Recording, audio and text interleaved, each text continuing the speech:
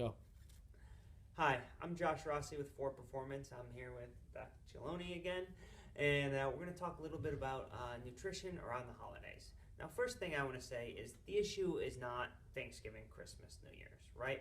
Those are like 3 meals, okay? Go out and have fun on those days, all right? The problem we need to address is the other 35 or so days, okay, around this season, when everywhere you go, you got your cookies, your eggnog, your all this delicious stuff. So I want to just talk to Doc about some strategies to kind of mitigate the weight gain throughout the holidays. Josh, I think you're right.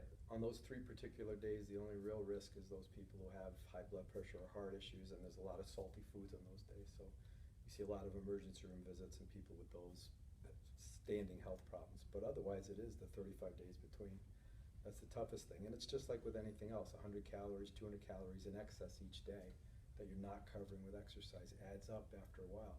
No single day is going to make you gain an enormous amount of weight or put you at an inordinate amount of danger unless you have health issues predisposing you to problems. One of the biggest things we come up with on a regular basis is, what about having something to drink? And it's not necessarily the something to drink. Let's face it, those of us who are adults of legal age are probably going to have something to drink at the multiple parties we attend. But it's, what do you have to drink? The mixers, the very sugary additives that you put in drinks to make them taste good put an enormous amount of calories into the drink and aren't really giving you any extra gain or benefit in terms of your enjoyment of the party. So you might want to just stick with a beer, a wine, a spritzer. The mixed drinks are really the toughest part, especially the eggnog. That's the worst one.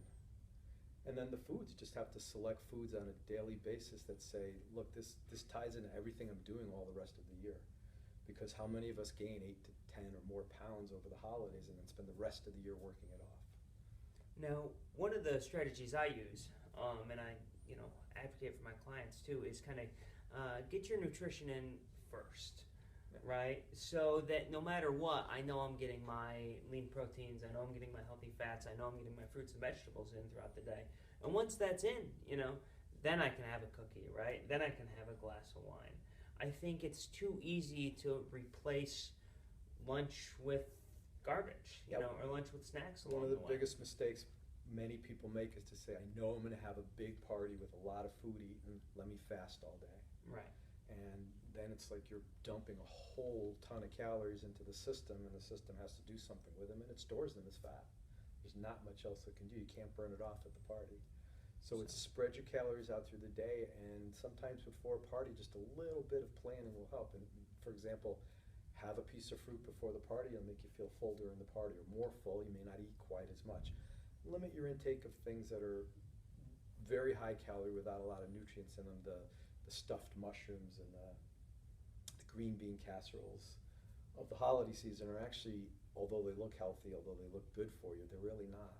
Depending on how you make them, they can be really quite problematic for many people in terms of calories, and then they're almost devoid of nutritional benefit, especially in light of the fact that the green beans, being vegetables, probably haven't seen the light of day in months.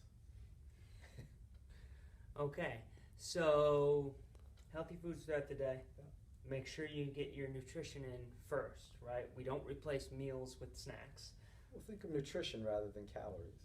So come into the holiday season or the parties with good nutrition inside your body, and then you're not going to overeat as much. You're going to be a little bit more cognizant of the things you're choosing during the party, rather than saying, I walk in fasted, huge amount of food, and let's just go down and chow. Great.